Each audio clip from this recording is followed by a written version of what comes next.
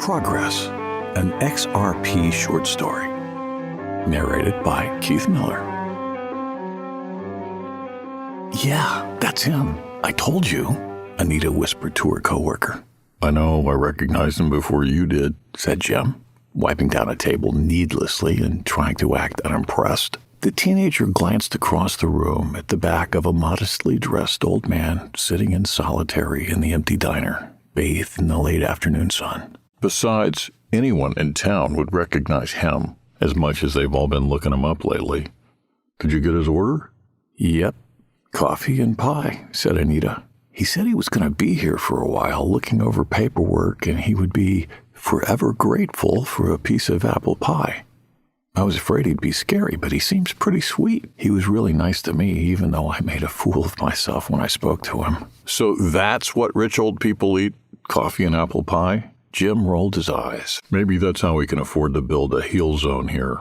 He saves on food costs. Hey, I dare you to ask him how he made all his money. My girlfriend told me he invented NanoGuard. Knock it off, Jim. Have some respect, and don't you dare ask him about his money, said Anita. At his table, oblivious to the hushed conversation going on in the back, the old man retrieved a tiny clear square from his shirt pocket. Jim and Anita watched as he pulled lightly on two opposing corners, causing it to instantly expand in his hands and grow to a foot across. He placed it flat on the table and touched two fingers to the surface. A stunningly vivid display lit up, floated a few inches above the table, and tilted automatically to meet the man's gaze. Images of documents appeared, which the man began to look over and page through with his wrinkled hands. Jim's eyes widened, his eyebrows standing to attention. Do you see that crystal he has? Yes, so what? Anita knew what was coming from the young critic. That's the same crystal my mom gave me when I was like 5, he said. Sheesh, it pisses me off when rich people try to act humble by using old junk. He could afford the newest double eye if he wanted. 100 of them, I bet. There's nothing wrong with using an old Amazon crystal, Jim, Anita chided. Just because you want a double eye doesn't mean everyone wants one. And I told you, have some respect. She socked him in the arm. All right, said Jim, laughing quietly. I'm just messing around. My Gramps uses one of those too. Old people are just funny, that's all. So how was it that you made a fool of yourself when you talked to him? I gotta hear this. It's no big deal. I just kind of got a little emotional. I told him that I knew who he was. I probably sounded like a creep, and that my husband and I were so thankful that he was having a heal zone built here in our little town. I told him about my Uncle Dennis and his accident, and that if we'd had one here 2 years ago, well, you know, I think that made him uncomfortable. Let me guess. He pretended to fall asleep. No, you smart ass. He was actually very gracious, Anita said, her eyes falling on the old man again. His voice is really gentle. He told me that he was raised in a town even smaller than this one, and that it didn't have a heal zone either. No, he said hospital. His town didn't have a hospital. He said it is now his life's purpose to have these things built where they're needed. Did you know he's already had like 100 of these things built around the world? Across the room, the old man took his hands off his documents, neatly unfolded his napkin, and placed it on his lap. Oh, what am I doing? Said Anita, bolting to the kitchen to grab the long-forgotten pie and coffee. As she quickly sliced a generous piece of pie, a large appliance behind her emitted two mild sounds, followed by a male voice. A delivery is arriving in 1 minute. A delivery is arriving in 1 minute. Anita looked out of the back window to see an object in the sky descending quietly toward the rear lot of the diner. Jim? Toss? Yeah, I'll get it, said Jim, walking through the kitchen and out the back door. A bright orange drone gently touched down on a large platform labeled with a TOSS logo. The drone instantly analyzed the young man's face, recognizing him as an authorized recipient, and unlocked and released its cargo. Here you go, James Nolan. A woman's smooth voice emanated from the drone. Anything you want to send while I'm here? Nah, said Jim, walking back inside with the large container as the drone kept talking. Very good, James. I'll charge at this station for exactly 2 minutes. Please let me know if you change your mind before I leave. As always, thank you for using TOSS.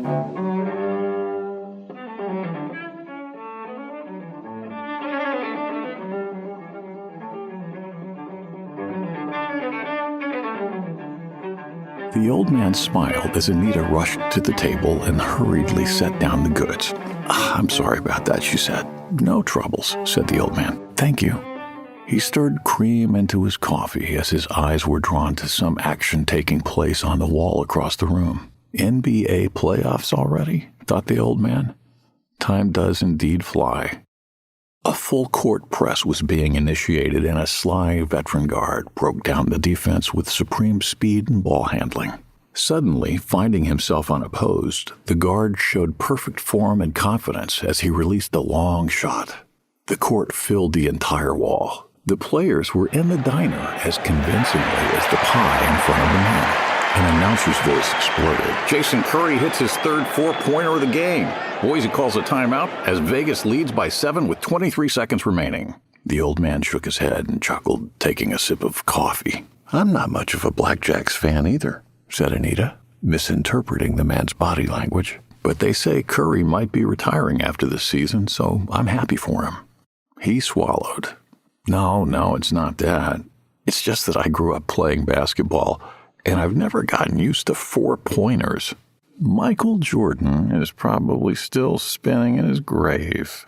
Anita let out a faint chuckle, feigning that she understood the obscure reference. Old people are so adorable with their references, she thought. Well, looks like you've got a lot to concentrate on, she said. I'll just turn this off. She looked at the wall 20 feet away and quickly touched her index fingers and thumbs together twice. A menu window gently emerged in the foreground on one side of the wall. She brushed her finger down her bare palm, the highlighted menu options responding to her action.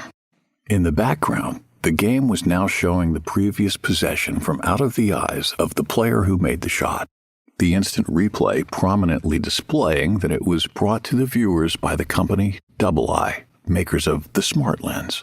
Finding her desired selection, Anita tapped her palm, and the court faded ethereally into a rustic maroon-colored wall with a pair of large white French doors giving way to a breathtaking garden. This okay?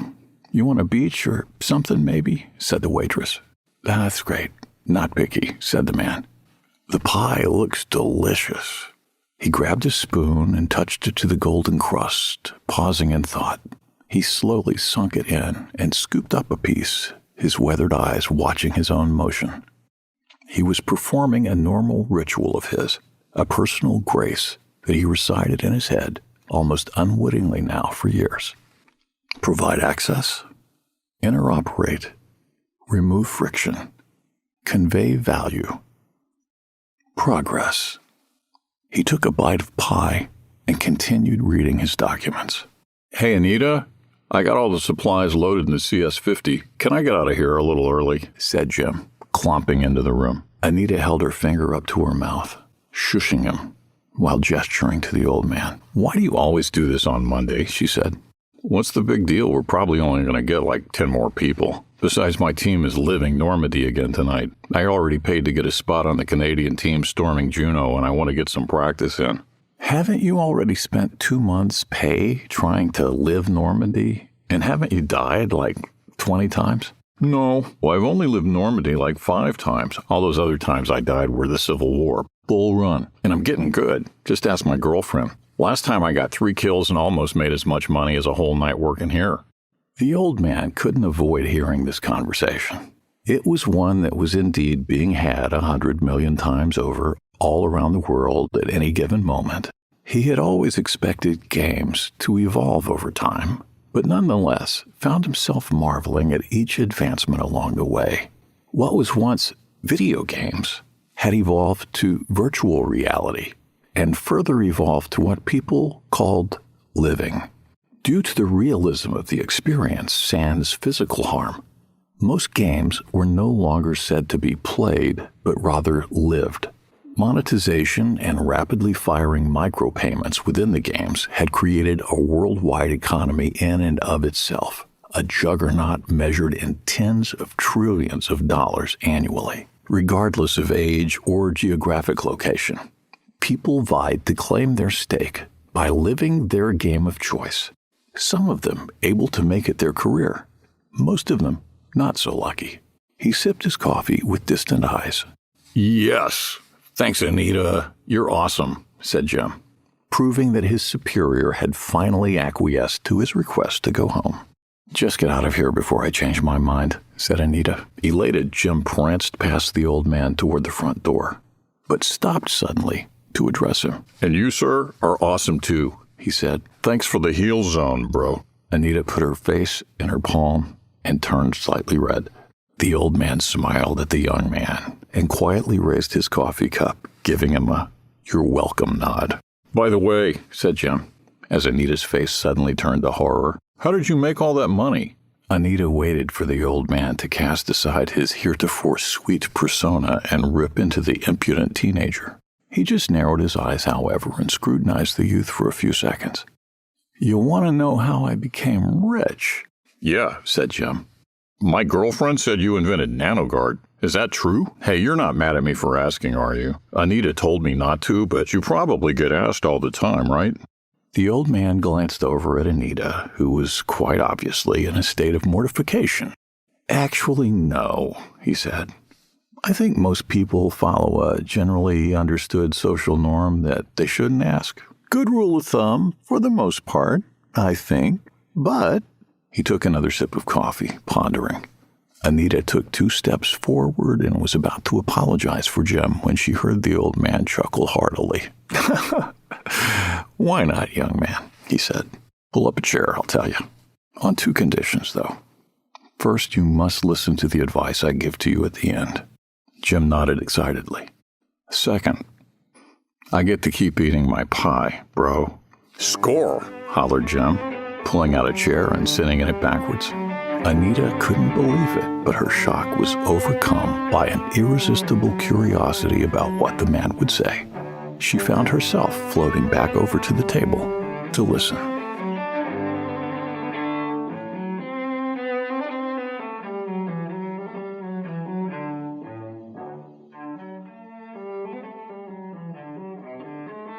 "So like I said, you invented NanoGuard, right? My girlfriend said you were some kind of super genius."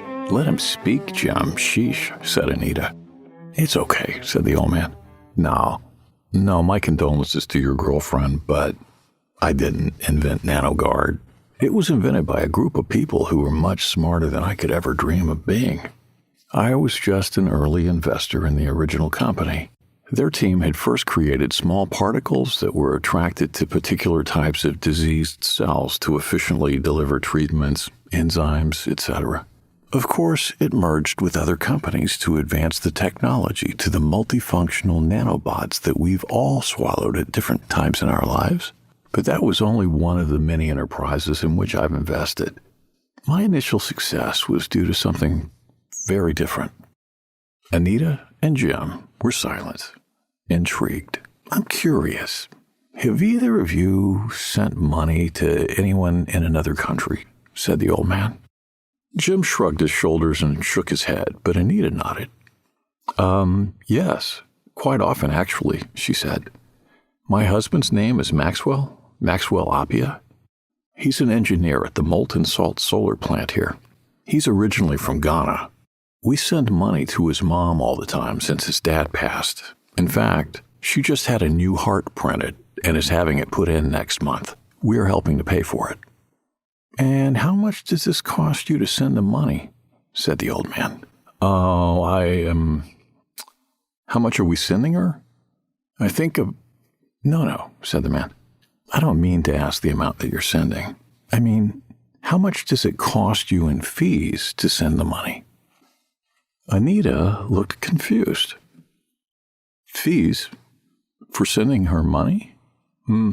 Well, nothing, of course. I mean, I don't think. I'm not quite sure what you mean." "Fair enough," said the man.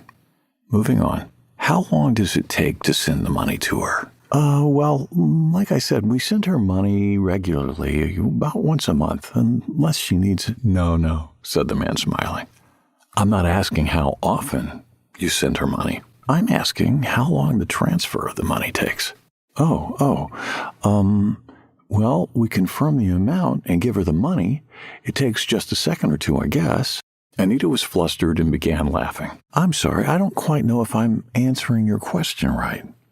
You're doing great, said the old man. And I'm the one who should apologize. I asked you the questions to demonstrate a point, which I'll get to in a minute. You are correct. You would not notice any fees. They are present, to be sure, but they're fractions of a cent. Negligible. And you were also correct that the value was transferred to your mother-in-law almost instantly. Fully settled, fully available. And you, young man, you live games, right? Jim grinned and nodded. Yeah, sometimes. Okay, all the time, actually. And you pay your admission to these games. You compete against thousands of others around the world. You see instant earnings when you do something right and instant losses when you make mistakes, right? Well, yeah, of course, said Jim. Then I've got news for you. You make more money transfers to and from other countries than any of us, said the old man. See, my aim is only to make you both aware of how much you take the movement of value across distances, borders, and currencies for granted. And I don't blame you, because it's all you've ever known. It's now the way it should be, the way many of us old-timers wanted it to be when we were young. The old man doodled with his crystal, quickly bringing up a 2D picture of a much younger man with a cheesy smile sitting at a desk with a computer and monitor that was comically ancient to Jim and Anita. They both laughed. Yes, that was indeed me, said the old man. 2017. A career man in his 30s, college degree, middle-class income, wife and kids. It might not be impressive to you knowing what you know now, but it was an exciting time for us. There may not have been any heal zones, nanoguard, hyperloop, or assistance, but make no mistake, we were roughly 2 decades into the information age, and we were compiling the ingredients for those recipes and more. Technology companies were constantly sprouting up around the world, and I always got a kick out of reading about them. The old man took another bite of pie. Anita was smitten by the wonder that was in his eyes as he spoke. He continued before he finished chewing. Well, one day, I read an article about a software company that rang a bell in my head surprisingly hard. Over the course of the next 10 minutes, Anita and Jim were enlightened. First, about the horrors of the old system of sending money across borders, the bloated waiting times and cumbersome fees, the regular errors and consistent thefts. The old man then spoke with an endearing passion about a company that had the vision and the audacity to establish a new global payments infrastructure. As he expounded, Jim and Anita's personal lexicons were fed a meal of terms such as blockchain and decentralized digital asset, garnished with terms such as settlement and liquidity, but leaving enough room to have universal interoperability protocol and Internet of Value for dessert. Anita felt that she'd learned enough to teach a class. It's crazy, said Anita. I almost can't imagine why people put up with the old system for so long. Days and days to send money and charging big fees to do it? What about the people who were trying to send money to their families? A valid point, said the old man.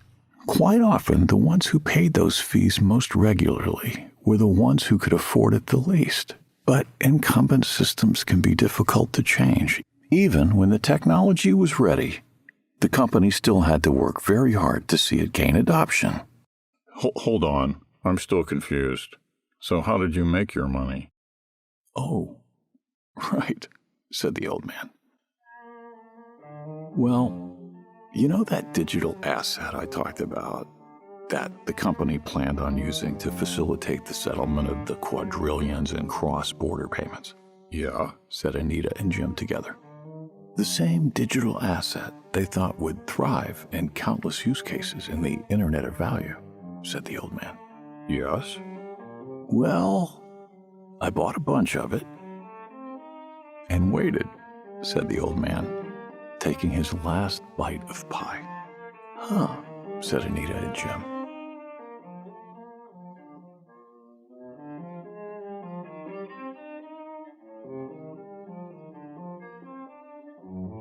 The front door of the diner jingled as it opened.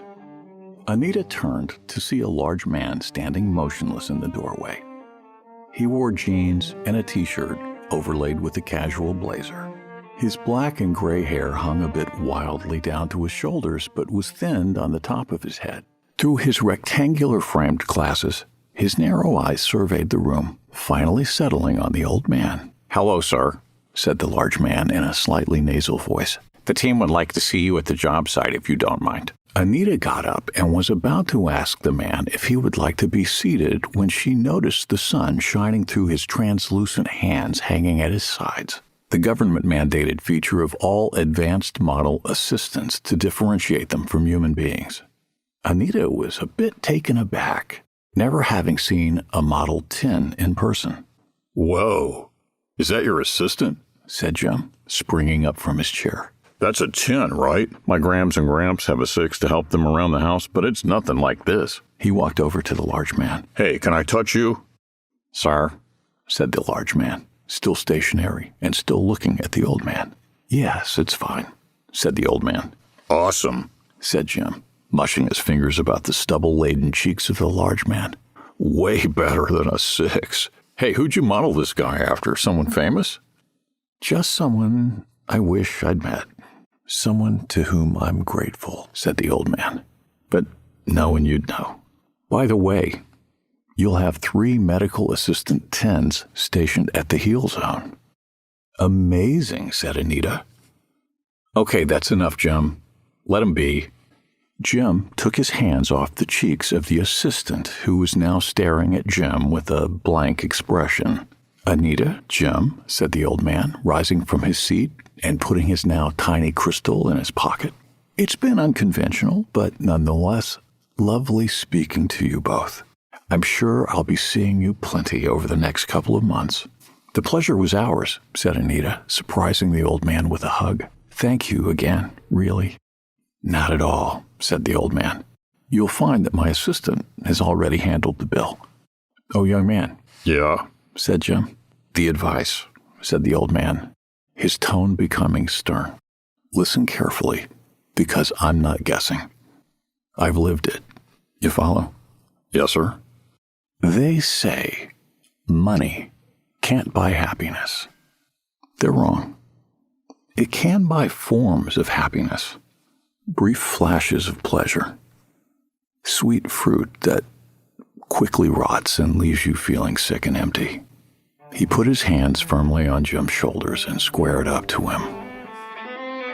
"Listen, the only way to true happiness, true fulfillment, is by helping others. Help those who need it, Jim. Always." Jim and Anita stood silently as the old man and his assistant left the diner. Anita smiled knowingly at Jim, who had a look of wonder on his face. "Man, I sure wish I had all that money," said Jim. Anita's smile faded and she socked him in the arm.